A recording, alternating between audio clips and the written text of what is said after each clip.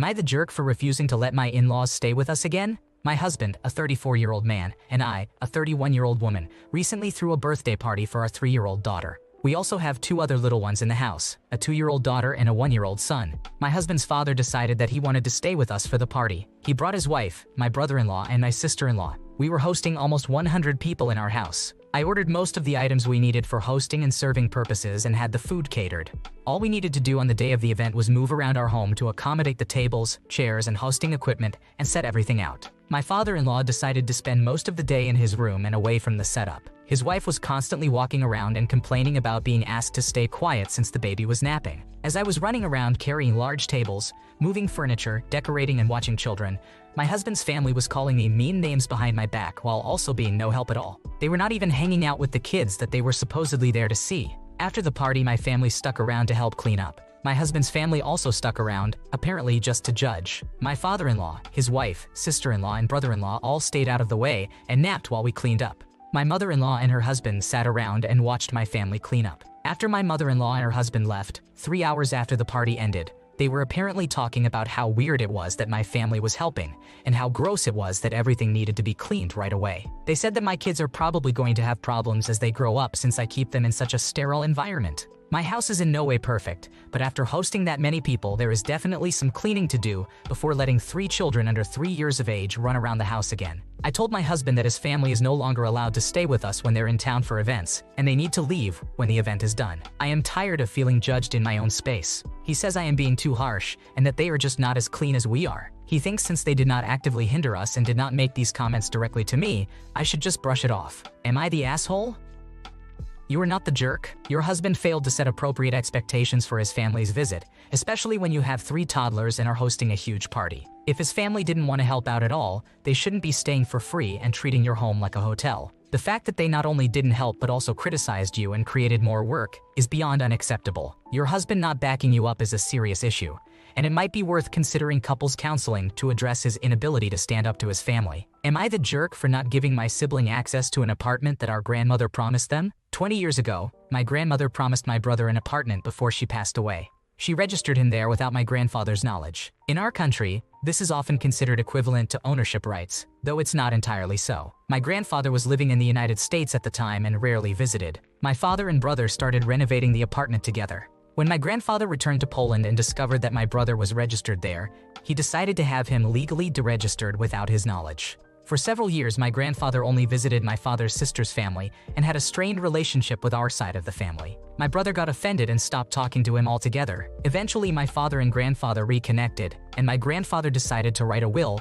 leaving the apartment to my father upon his death. Sadly, my father passed away, and my grandfather made a new will, bequeathing the apartment to my brother. Unfortunately, my brother is an alcoholic, and my grandfather started worrying that after his death, my brother might squander the apartment. My grandfather gave my brother an ultimatum that he had to be sober during his next visit, or he would leave the apartment to someone else. My brother started drinking again before my grandfather's visit. My grandfather gave him a second chance, but my brother drank again before his arrival. My grandfather then decided to leave the apartment to me because, apart from my mother, only my wife and I kept in regular contact with him. After my grandfather's death, I took care of bringing his ashes back, arranging the funeral, and handling the inheritance matters. The apartment is about to be officially transferred to me, but my brother claims he deserves half because that was our grandmother's wish and because he invested in renovating the apartment. We have now agreed that I will transfer the apartment to my daughter when she comes of age. He has agreed to this, but he wants access to the apartment in the meantime.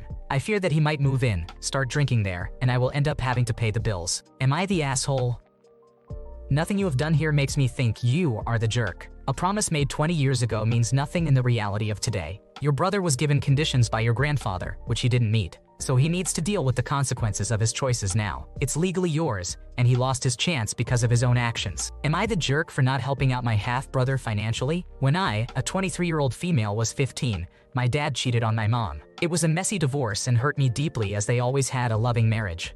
My mom sank into depression and was emotionally unavailable for me. My paternal grandfather stepped in and forced my dad to transfer most of his valuables, properties, and money under my name, with my grandfather acting as my guardian. My grandmother passed away when I was 11. My dad had a well-paying job, so he was able to more or less maintain the same lifestyle. He married his affair partner, Kim, a year after the divorce. My custody was split equally between my dad and mom. I mostly kept to myself when I had to stay with my dad. Kim did not try to build a relationship with me in any way. When I was 18, my grandfather got into a car accident that left him helpless. He needed a full-time nurse to look after his daily needs and was unable to communicate with any of us. During that time, Kim became pregnant. A few months before my half-brother was born, my grandfather passed away. My grandparents were not wealthy, but they did have some properties, valuables, and a decent amount of money. In his will, my grandfather split all he had 3 ways: my uncle, my aunt, and me. My dad received an equivalent of $300. Kim tried to protest, arguing that my half-brother should get something too, but the will was clear. My dad told me and her that all he had in the future would go to my half-brother since I had already received his share of the inheritance from my grandfather. I told him he could do whatever he wanted as I wished to have as little to do with him as possible from then on. I go to a good college and am on track for a very well-paying job. I have very little contact with my dad's immediate family. A few months ago, however, my dad passed away from a heart attack. He left behind a house and 2 cars that are still not fully paid for. He had some money, but not enough to pay off everything. Kim did not have a well-paying job before my dad, and she quit her job after she became pregnant. She contacted me through my uncle and aunt, stating that she is struggling and would like me to help pay for the house and cover some living costs. She had already sold 1 car and did her best to cut out a lot of expenses. I told her she is on her own. My paternal family now calls me selfish for not looking out for my half-brother. They said my grandfather would have wanted me to take care of him as he is innocent in all of this. I just think this is not at all my problem. Am I the asshole? Your father made it clear about the split between you and your half-brother, and it's not your responsibility to fix that. Your half-brother's situation is unfortunate, but it's not up to you to help. If your extended family feels so strongly, they can step up and provide support themselves. They can start talking with their bank accounts instead of pressuring you. Am I the jerk for asking a friend to leave from another friend's wedding that they had traveled internationally to attend? Naomi, Tara, and I are friends. Tara and I are from the same country and moved for work to another country. Naomi is a local, making it an intercultural friend group. We all flew to Tara's hometown for her wedding. It was a cross-cultural union, so they had 2 ceremonies to celebrate both the groom and bride subcultures. We had helped Naomi with preparation and general know-how, as it was her first time visiting or attending a wedding outside her culture. At the first wedding ceremony, Naomi got irked at women wearing similar colors and silhouettes as the bride. Literally, no one cares about that here. I told her so, but it seemed to fall on deaf ears. I pointed out to her how some women had even worn their own wedding attires, just dressed down. Tara's sister had done so as well. Again, it fell on deaf ears, followed by absolutely stupid arguments. Naomi started showing me TikToks about how it's the bride's friend's duty to spill drinks on people trying to upstage the bride. It's a global world.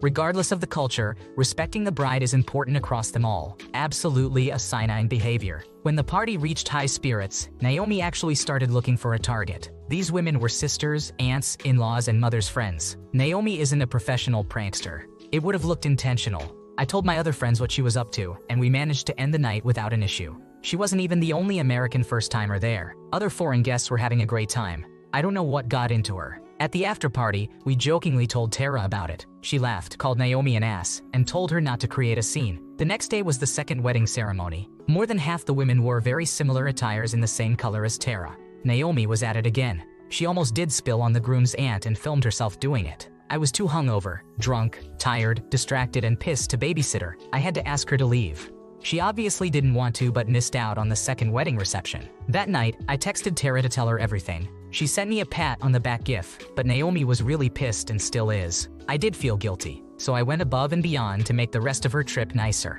I didn't let her pay for anything, including her stay and souvenirs. I took her to every place on her checklist. I got her a chauffeur-driven car, etc.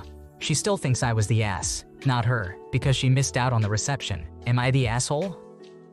In America, it's often expected that friends intervene if a wedding guest spills wine on a white dress, but in some cultures, it's the friend's job to remove disruptive guests altogether. Imagine using TikTok as an authoritative source for a culture, not your own, instead of listening to friends who actually belong to that culture. Naomi was being difficult despite best efforts to accommodate her. Trying to make the rest of the trip better for her was kind, but it doesn't seem to have been appreciated anyway. Am I the jerk for canceling my fiancé's surprise bachelor party? So my fiancé, a 25-year-old male, and I, a 26-year-old female, are getting married in 5 days. We are having a DIY wedding with about 80 guests in our backyard. I am 6 months pregnant. We don't have a wedding party, although my fiancé asked his brother to be his unofficial best man. It's just a sentiment and doesn't come with any real role. We decided early on we weren't interested in having bachelor or bachelorette parties because we don't really believe in the significance of celebrating your freedom. We told the unofficial best man and maid of honor not to worry about it. Last night, my fiancé's mom mentioned something about one of my fiancé's friends, whom we will call Tom. planning something for Thursday. We get married on Saturday and have a rehearsal dinner on Friday.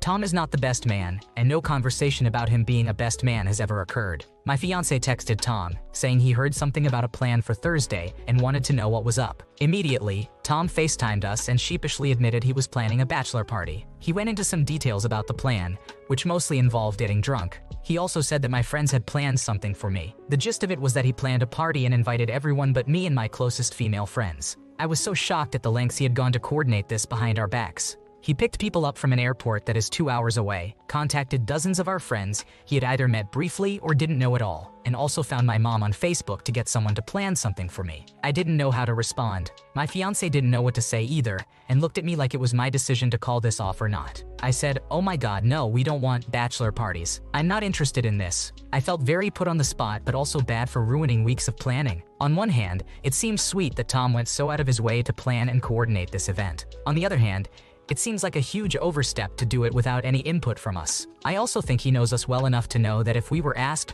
we would say we aren't interested, and that's why it was planned in secret. If we hadn't heard something beforehand, it would have been a complete ambush right before our wedding. I can't explain how much panic I would have felt if Tom showed up unannounced on Thursday to take my fiancée away on a secret bachelor party night. It would have ruined the entire night, and probably the next day. Even if my friends had planned something for me. I am pregnant, so whatever they had planned for me wasn't a wild night, whereas knowing Tom, his was. So, am I the asshole here? My fiancé agrees with me that the whole thing is ridiculous, but if I had said okay, I think he would have gone along with the plan just to be polite.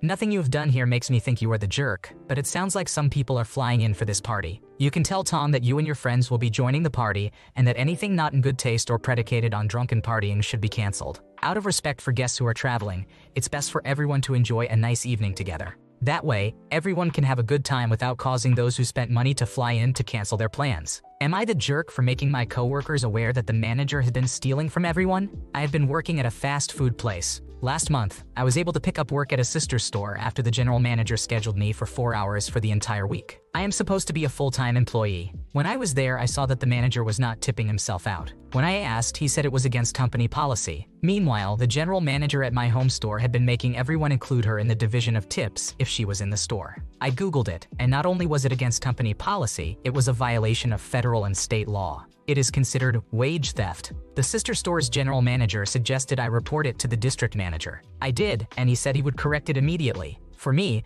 this job was just to get some money coming in while I was job hunting. I recently started at a new position in an office that has better pay and some of the nicest, most down-to-earth managers I have ever met. This means I could now afford to do and say something.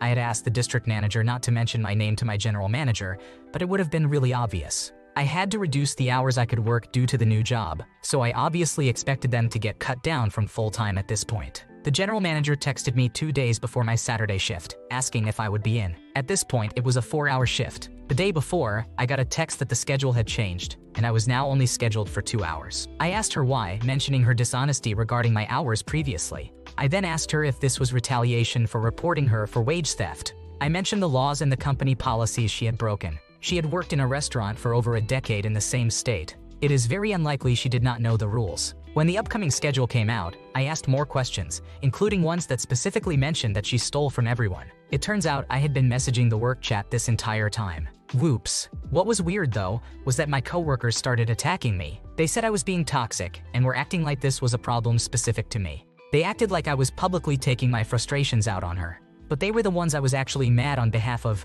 Not that I ever said it. I had only been there a few months, but there were long-term workers who had children, who had to take up second jobs. This was their primary source of income. For the general manager to steal from them was just appallingly wrong. It might sound like I am being ridiculous, but I viewed saying something about this as a moral imperative. A lot of them are now getting angry at me, so I need to ask, am I the asshole? You are not the jerk.